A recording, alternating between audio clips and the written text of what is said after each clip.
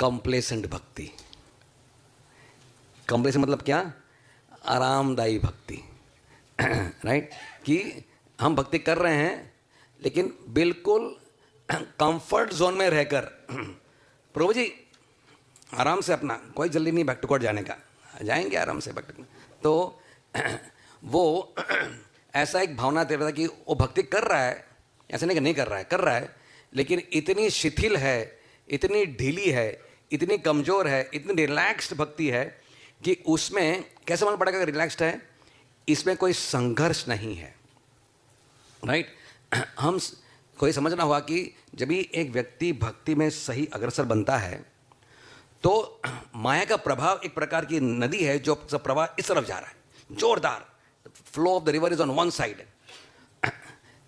उसका क्या मतलब है? खाओ पियो, ऐश करो, मजा करो, खूब सेक्स करो, मूवीज देखो, शराब पियो, enjoy life to the fullest, live life king size, यावम जीवेत सुखम जीवेत। राइट? इस तरह से जो है ये संसार का प्रभाव है।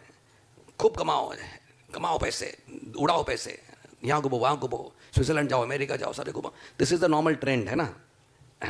सो इस प्रकार के प्रभाव से जो पूरा इंद्रिय तृप्ति पे से भरा हुआ है, तो ये एक प्रभाव हुआ। This is the flow.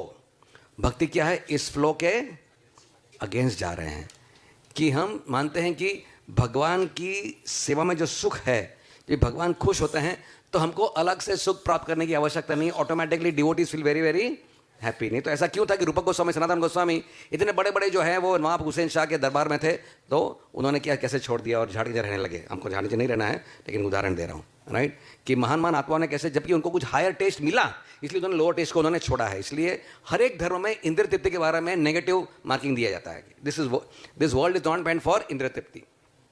Right? तो अगर कोई बहुत ही कंप्लेसेंट बन जाता है तो उसकी स्ट्रगल को छोड़ देता है।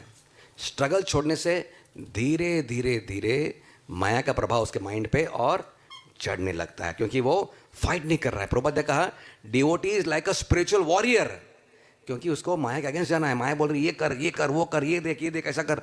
But we sometimes have to fight with the inner temptations and outer temptations. उस दोनों से लड़ाई करने की शक्ति चाहिए, सामर्थ्य चाहिए, राइट, शक्ति चाहिए। तो इसको स्ट्रगल करना, जब स्ट्रगल करता है भक्त, भगवान देखते हैं कि ये स्ट्रगल कर रहा है, क्या है मतलब बहुत सिंसियर है।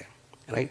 आगे जाने की कोशिश कर रहा है। राइट? जैसे एक स्टूडेंट होता है कि is not happy with just अरे मार्क मिल गया ना, 35% मिल गया ना, पापा आप क्यों टेंशन कर रहे हो, 35% मिल गया, देखो मैं पढ़ाई कर रहा हूँ, 35% लाया हूँ। अरे 30% से कुछ नहीं होता है संसार में, 90 वाला तलब पर आया बेचारा। राइट? तो you have to struggle to go higher. वैसे ही भक्ति में हम लोग 35% वाली भक्ति नहीं करना है। ऐसा करने से क्या होगा कि जो भी पुरानी चीज़ें हैं, कुछ पुरानी चीज़ें हमने बैड हैबिट्स वगैरह थी, वो सारा संघर्ष छोड़ने के कारण क्या होगा, वापस से वो आ सकती है। पुरानी चीज़ों हमने उसको जो उसमें दमन कर दिया है, उस चीज़ को हमने कवर कर दिया है, वापस से वो आ सकती है। तो हमको कंप्लेसेंसी नहीं करना है, हमेशा क्या करना है, सतर्क रहना है, क्योंकि माया बहुत स्ट्रांग है। माया बहुत स्ट्रांग है और कहाँ खींची लेके जाएगी उसका कोई। इसलिए सत्संग करना है, सेवा करना है, जपा करना है, स्वाध्याय करना है, सारा चीज़ों में बोलते हैं स्पिरिचुअल प्रैक्टिसेस जो हमारी हैं उस पर हमको शिथिल नहीं बनना है, बल्कि एक प्रकार का एक एक्टिव अपने कार को एक्सेलरेशन मोड में डालना है। सिर्फ ऐसा नहीं कि चलो चल रहे हैं, बस थोड़ा सा एक्टिव रहना है, जिसके कारण जो है हम माया के प्रभाव से लड़ने की शक्ति बनी रहती है। इसलिए हम कहते हैं कंप्लेसेंट भक्ति, है ना। ठीक है। और अगर जैसे प्रभु जी ने बताया कि हम कंप्लेसेंट हो जाते हैं तो हम क्या हो जाते हैं, ऑफ गार्ड हो जाते हैं कई बार। और पुरानी आदतें जो ऊपर आने लगती है उसके कारण हम छठे प्रकार की भक्ति प्रैक्टिस करना शुरू कर देते हैं, और वो क्या है, ड्यूअल स्टैंडर्ड भक्ति, डबल स्टैंडर्ड की भक्ति। बाहर कुछ अंदर कुछ, बाहर कुछ अंदर कुछ।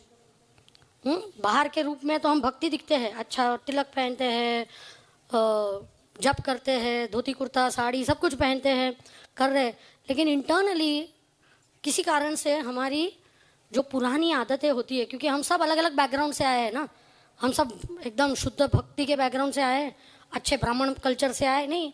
हम में से कोई बुरी आदतों के विक्टिम्स भी थे पहले, वशीभूत थे, आदतें पुरानी थी, लेकिन भक्ति में आने से उन सब के ऊपर थोड़े समय के लिए दमन हो गया था समहाउ। लेकिन कभी कभी हम थोड़े सीनियर बनने लगते हैं ना, तो ये पुरानी आदतें बाहर आती है, क्योंकि हम थोड़ा लैक्स हो जाते हैं। हम क्या सोचते हैं, अभी तो हम सीनियर भक्त हो गए क्या,